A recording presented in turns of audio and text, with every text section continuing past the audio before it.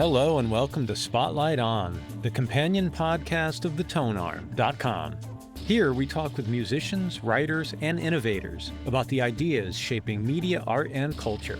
I'm your host, Lawrence Purrier. Today the spotlight shines on guitarist, composer, and producer Jeff Parker. For nearly 3 decades, Jeff has balanced solo work with his role in the post-rock band Tortoise. His 2016 album, The New Breed, takes hip-hop beats and puts them in the hands of live musicians. Named after his late father's clothing store, the album just got the deluxe reissue treatment from International Anthem. Jeff's here to discuss how moving to Los Angeles shaped his sound, why making identifiably human-made music matters more than ever, and what it's like transitioning from being the youngest musician in the room to becoming a mentor. And now, Jeff Parker.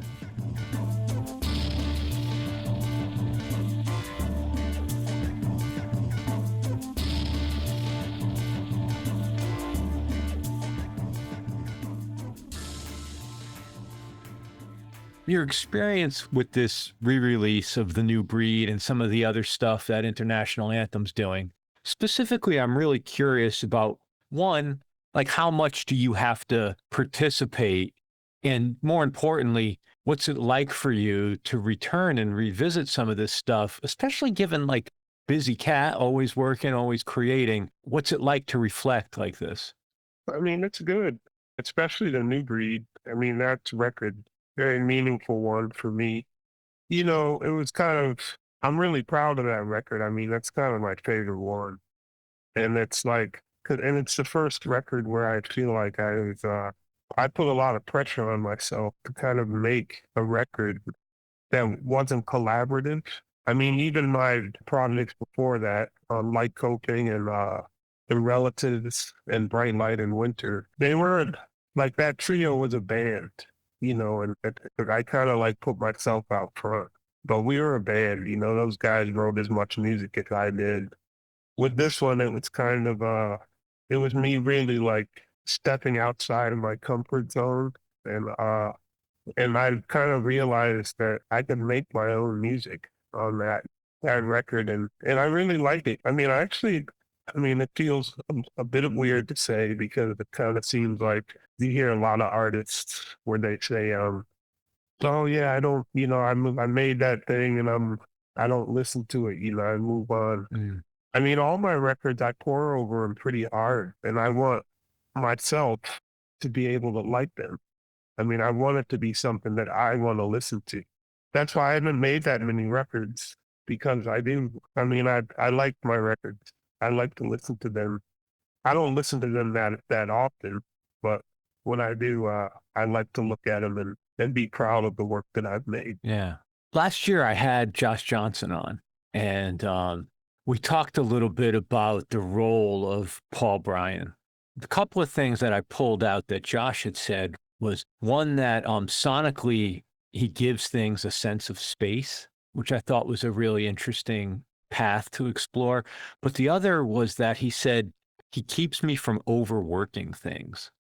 I'm really curious, especially since it was sort of, like you said, your first like non-collaborative project. Does that resonate for you in terms of having somebody give you at least some guardrails or some guidance? Like, what was your dynamic in working relationship? Paul's somebody he's really like, he's very detail oriented, technically proficient as a recording engineer and mixer and producer. That was mainly my relationship with him. I had a specific sound in mind for the New Breed project for sure. That kind of took him out of his comfort zone. I wanted my things to not be so clean. You know, I wanted them to be dirty. Mm. I'm dealing with samples, like sampling stuff from old records and kind of trying to get the ensemble playing to kind of mirror this aesthetic, like or sound concept that I had from sampling. And I wanted to try and bring the two things together so that, you know, when the listener hears the record, it's cohesive in that way. And Paul, yeah, I mean, he's great. I mean, we both learned a lot in the New Breed projects that we did. You've talked in the past about, I'm curious about place. I love to talk to artists about how place informs a project. And you've talked in other places about how the new breed sounds like Los Angeles. And you've lived in interesting places, Chicago, obviously such a sort of musical hotbed, attended Berkeley. You and I actually have a little bit of a shared history. I grew up in Connecticut as well, although I gather it was more of a birthplace for you than a real place of growing up. Yeah. How conscious are you about place? Do you realize that about the new breed in retrospect when you listen to it, or is like place in you while you're working? Not so much about place geographically. It's more about the communities that you create, the interactions that you make. With the new breed, the ideas behind the new breed I've had for a long time, like decades, before I was actually able to be in a place where I had an infrastructure where I could make that music. Like, Paul had a home studio that he offered to me and kind of his technical expertise. And I had the music and met musicians out here that I wanted to collaborate with. If I had made the new breed in Chicago, it would have been completely different. It would have been, I would have been involved in a different community, and the aesthetics that community of musicians would have seeped their way into that album, and it would have sounded completely different. So yeah, I guess it's more about the community more than the actual place geographically. That's actually really helpful because I made sure I spent time with the record right before our call because I hadn't listened to it in a fair bit. That really resonates for me, that I'm not inclined to necessarily ask artists to dissect their work in this way, but your response is very illuminating for me because you can hear elements of that scene. It's really interesting. It really does manifest. It's not about like a sound of Los Angeles per se, or trying to be a tone poem about Los Angeles, but you can hear what was going on. I mean, I was aware of like the beat scene out here, and one of the musicians who I had been fortunate enough to work with since I moved out here, and was one of the people I actually sought out when I got to Los Angeles, was Miguel Atwood-Ferguson. And certainly some of that the music of that scene was definitely working its way into the music that I was making out here, even though the skeleton for that music was all made when I lived in Chicago. How would you describe the skeleton? Was it your idea to pursue beats and sampling? It's like, what was the skeleton? Yeah, I mean, basically that was it. Like just kind of as an exercise, just to keep myself busy, I started to make beats from samples just from kind of being a fan of that golden era of hip hop, things in the 90s, Tribe Called Quest and Good stuff. Far Side, yeah.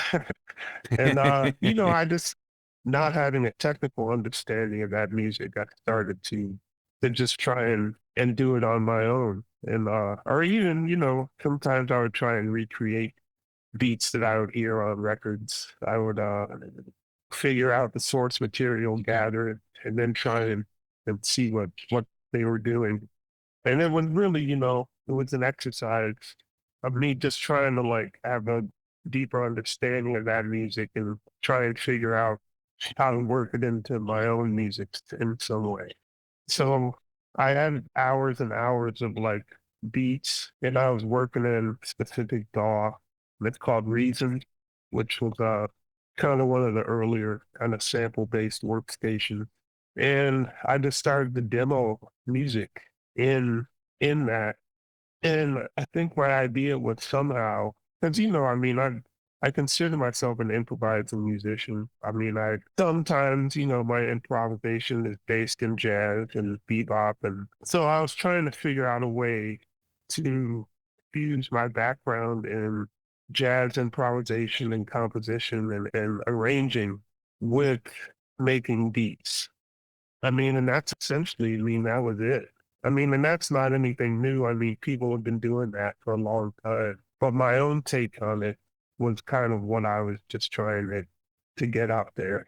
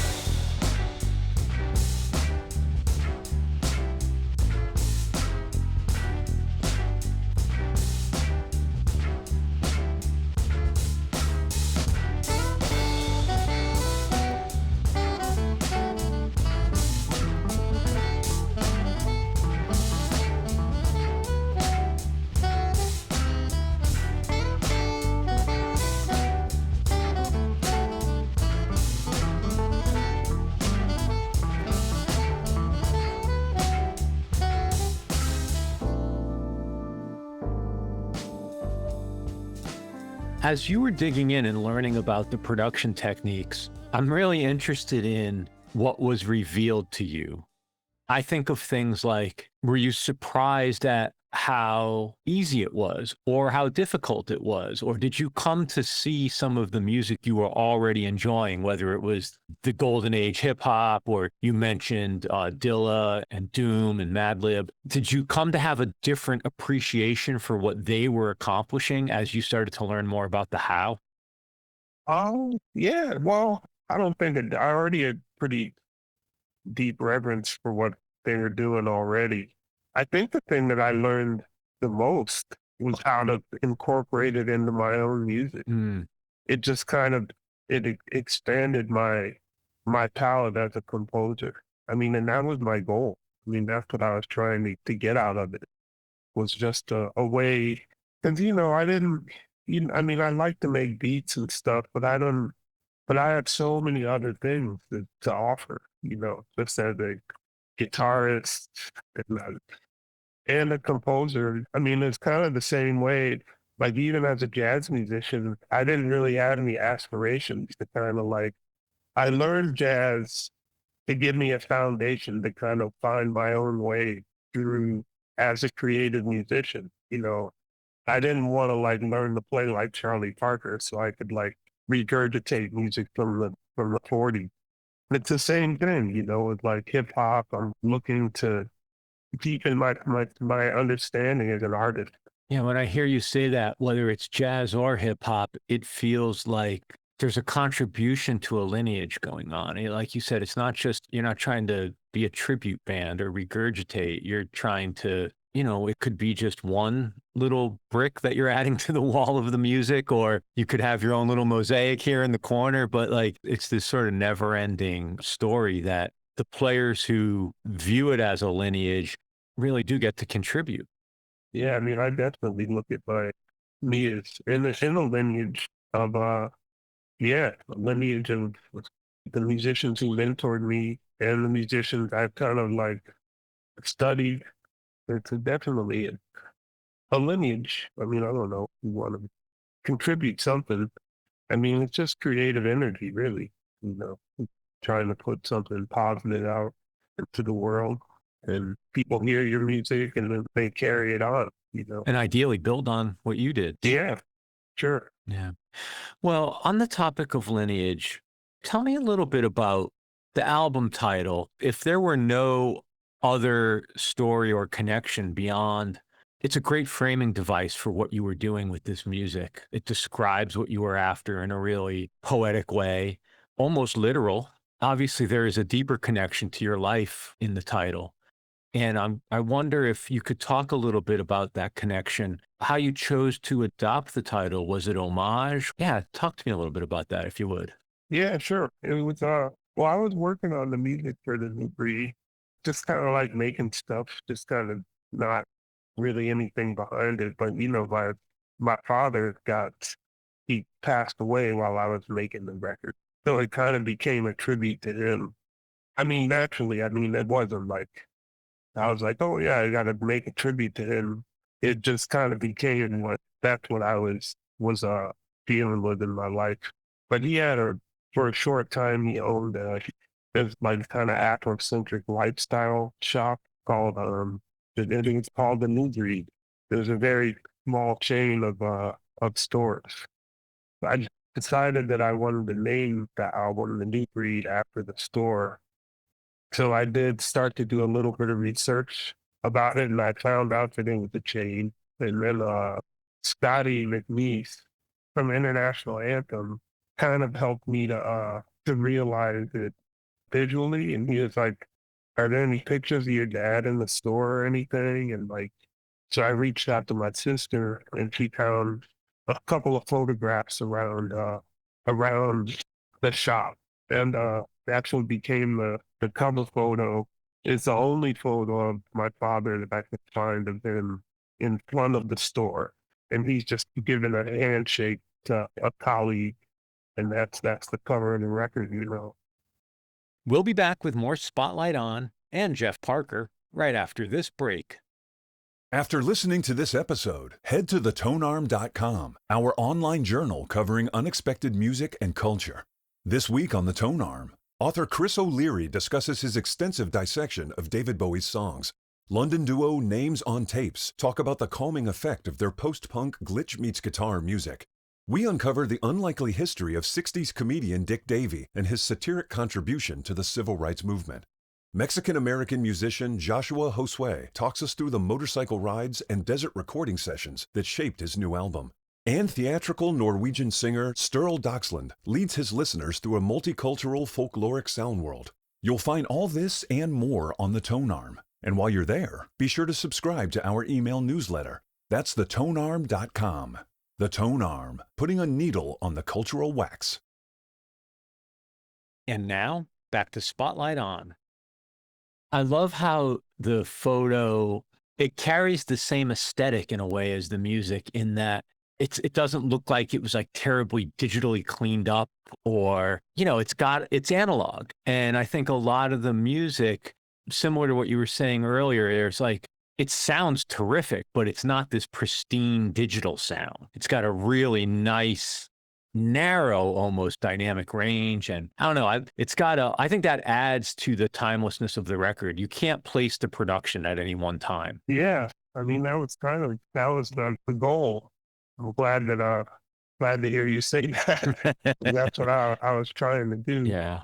I'm really curious about your role as, in air quotes, a solo performer or a solo creator, and your role as a collaborator. Mm-hmm. How do you navigate those two creative identities? Do they ever come into conflict? Like, I guess, to use a really bad analogy, you often see with like rock bands, when people start working on things outside the band, it's usually a sign that like there's something not going correctly.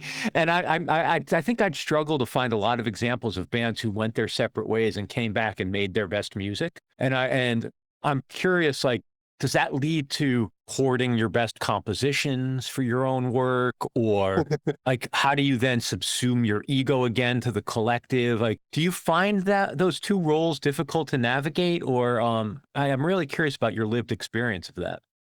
Yeah, it's harder. Like, kind of ever since I started to make my own music, it's been harder for me to collaborate. I mean, it's something, that's a really, really good question. Because for a long time, I mean, especially when I first started to collaborate and be in bands, like around when I first moved to Chicago, I had, when I was in so many different groups, I had Tortoise, Isotope 217, we had the Chicago Underground Collective. Like, there was like a lot of bands. I was doing like a lot of like collaborative projects. A lot of music journalists and stuff would be like, well, when are you going to make your own music? And I was like, well, I'm making my own music. I'm in all these bands with my friends. I'm writing music for all of us to play. And, it's a beautiful thing. We're all kind of sharing this collective experience, but there's always compromise. It's always kind of like, well, that part's not right, but so-and-so is doing their thing. That it is what it is. And, and it kind of wasn't until I moved to LA. And honestly, man, I mean, it was because I didn't know anybody out here. And I was really, really forced, if I wanted to make my own music, I had to do it myself, because I wasn't really like, I didn't really have collaborators out here like that. And I had my own studio, which I'm in right now. It's just a converted garage space. But for the first time, I had a space where I could work on my own music, and I didn't know anybody. That's how I even came up with my whole solo guitar concept. When I had a looping pedal, I'd go to this practice space and I'd practice while my partner was at work, and I kind of came up with this solo concept repertoire. Yeah, I don't know. I mean, and gradually, once I started to make my own music, put me in a different headspace. Yeah, you return to collaborating. You haven't forsaken it. No, I mean, Tortoise is active again, and everybody in that band's been doing their own thing. Tortoise was kind of dormant for 4 or 5 years. we didn't really do anything. Like when COVID, we played our last gig right before lockdown in Japan in February of 2020. And then we didn't do anything else for another like 5 years. And then that time, that's when I started making the new breed and like doing my solo records. I'll honestly say it's gotten more difficult for me. And I don't write that much music, it takes me a while. I mean, I'm not like prolific in the way that some composers are.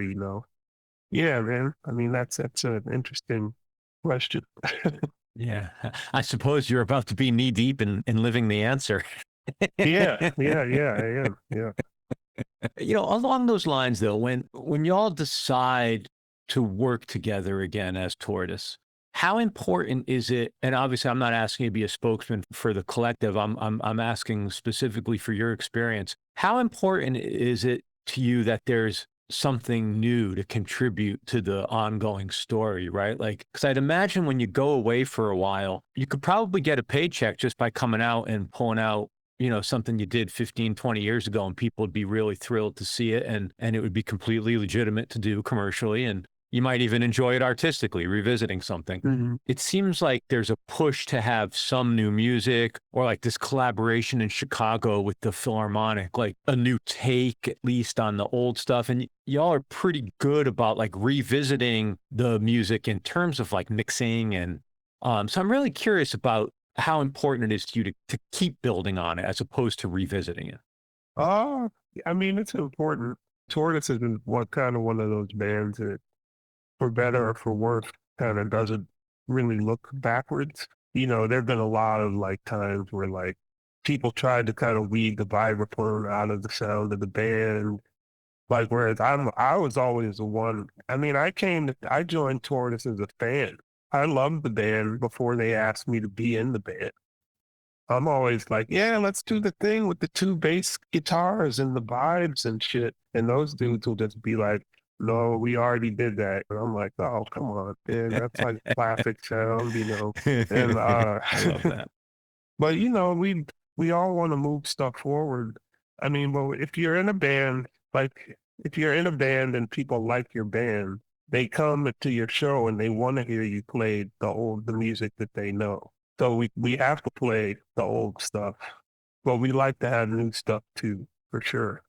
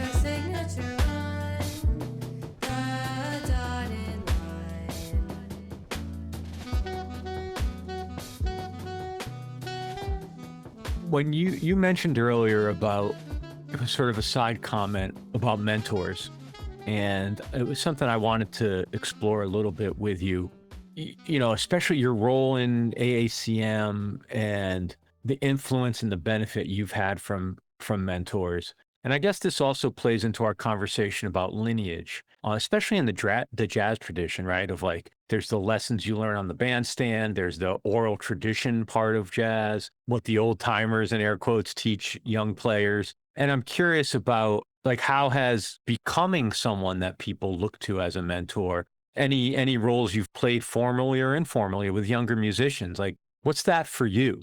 Does it, and could you talk a little bit about how it might impact your own practice? It's weird to like kind of settle into that kind of to go from being the young dude in the band, being in the middle, and then to being like the older person in the band. Yeah. I mean, I taught formally. I mean, I've taught a lot at workshops. I was recently on the faculty at Cal Arts, and I taught at CSUN at Cal State Northridge. I was in their faculty for a year. I mean, I think a lot of the mentors for me, I mean, not just giving you advice, it's more to give you confidence to kind of be brave enough to like present your own ideas. I mean, that's the kind of the thing that I got most from my mentors is they kind of like gave you support, and practical advice and guidance, and just somebody to kind of model or an example. You're an example of somebody that's trying to navigate whatever they're navigating. I had no idea. It wasn't until I got older and I met musicians like Josh Johnson and Micaiah McCraven who've been like watching my career like that, seeing me, he plays straight ahead jazz. He's DJing. He's making beats. He's like playing weird free improv with like Scandinavian dudes and playing on pop records. Like with me, it's just working, but trying to present it like to still be an artist, but still work and be creative. Yeah, and it wasn't until I kind of met people who've been watching that I even knew that I was even doing something. Yeah, it sounds like in a lot of ways, because of the curiosity that you exhibit through your work, you show other people possible paths. They don't have to be a straight ahead jazz cat. They don't have to be a session player. Yeah, they can't do it all. yeah, it's hard. I mean, and it wasn't even anything I was even trying to do. I think if I had moved to Chicago, that I wouldn't have even found that. Because I knew I was kind of scared to move to New York just because I would see a lot of musicians just go to New York and kind of just become like regular. Like if they weren't like, oh, they moved to New York and now it's like really straight ahead. Now he's like a jazz guy, a New York jazzer, and I kind of didn't really want to do that. But I kind of thought that was what I was supposed to do. But even though I didn't really know, and I came to Chicago and I met the musicians from the AACM and I met, the indie rockers, and I was really just trying to work, I mean, I had to make a living and I just wouldn't turn down any gigs. And the next thing you know, I was just doing a lot of different stuff. So. In the same way that somebody like Josh saw that in you, was there somebody you were looking at and saying, that's a career I wouldn't mind having, or that's a path I wouldn't mind emulating, or was it not that conscious for you? No, it wasn't really anything like that.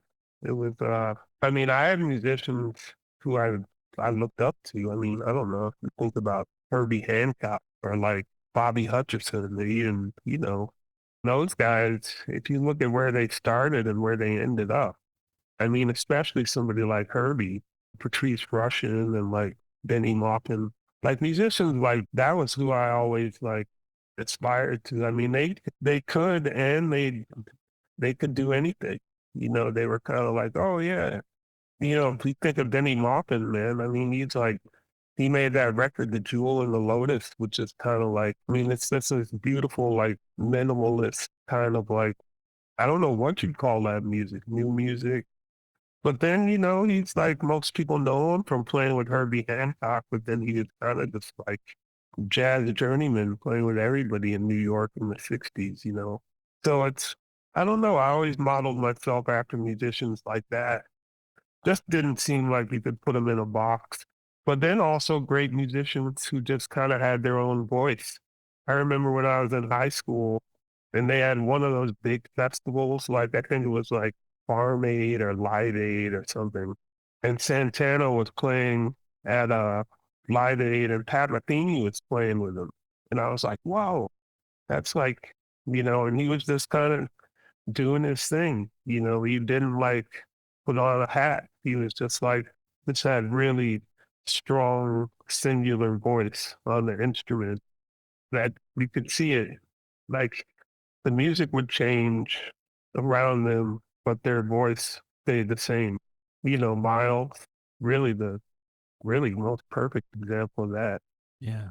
When I think about analogies or people that are doing something similar to what you're doing, can't help but think of Nels Cline. Oh, yeah. His solo work is so, and his collaborations are so exploratory and all so different. And then his ability to be in, the peak indie rock band, if you will. But really just so impressive, right? So cool. And not losing that sort of experimental, curious edge. That's the thing that I really admire. Yeah, me and Nell always kind of bonded over just I don't know, just that. I mean, we've always been close in that way. Yeah. There is something very unique when I speak to musicians who are either from or who have spent significant time in Chicago. The way it seems like a town where you can work as a musician if you're willing to adopt some of the attitude you articulated. There are so many opportunities across style and genre that if you're willing to and you can do it, you can have a really interesting livelihood and really scratch a lot of different types of musical itches. Yeah, I agree. Chicago, I mean, I always say it, man. I mean, and people might get mad at me, but it's definitely the deepest musical city in the United States, for sure.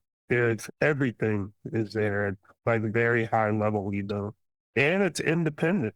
I mean, it's very it's a tradition of like independent infrastructure in Chicago because it's kind of not beholden to the industry that exists on both coasts. And there's also the big African American population, which that was the center of like Black enterprise in the United States for so long. All the independent distributors and radio stations were all in Chicago. And it was kind of just like its own like little independent island where stuff kind of branched out into the rest of the world, everything. And it's crazy that like in the jazz scene in Chicago, the AACM and the avant-garde is like totally absorbed into the mainstream. It's like not looked at separate at all. Yeah, it's an amazing place, But Chicago definitely, the community there made me the musician that I am for sure, just from like having to exist in it. I gather from hearing you talk about it, from immersing myself in reading about the record, about the new breed, it really opened up, I don't know what the right metaphor is, another path or another lane or another branch of your musical tree or however you want to say it. It was the beginning kind of something new for you. And I'm curious, so a decade or so later, where are you on that path? Like, what are you still trying to figure out through music, or what's surprised you as you've had this moment to kind of look back on the record? Where are you now a decade later from where you were then? I mean, I think I'm trying to figure that out. I mean, I know that I want to somehow make the new breed bigger, like not bigger in terms of just bigger, like a bigger, I don't know, more expansive work, maybe bigger ensemble, more orchestration somehow. I mean, I think the new breed, it really helped me to discover that I really like to make records. I like to work in the studio. I don't like to go on tour so much anymore. So I'm trying to figure out how to really expand on that as a composer, arranger, Yeah, I'm working at it. I'm trying to find the time to do it.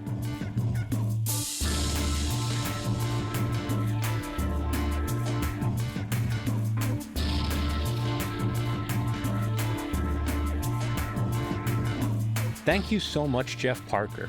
And as always, thank you for listening to Spotlight On. If you enjoyed this episode, check out my discussions with Josh Johnson, Gordon Gerdina, or Daniel Ogren.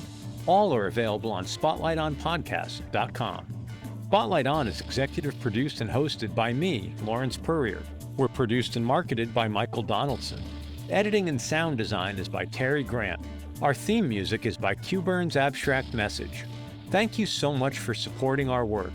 Please rate and review us wherever you listen to podcasts. And for more interviews and writings from me and a diverse array of contributors, check out thetonearm.com. Thanks for listening, be safe, and stay in touch.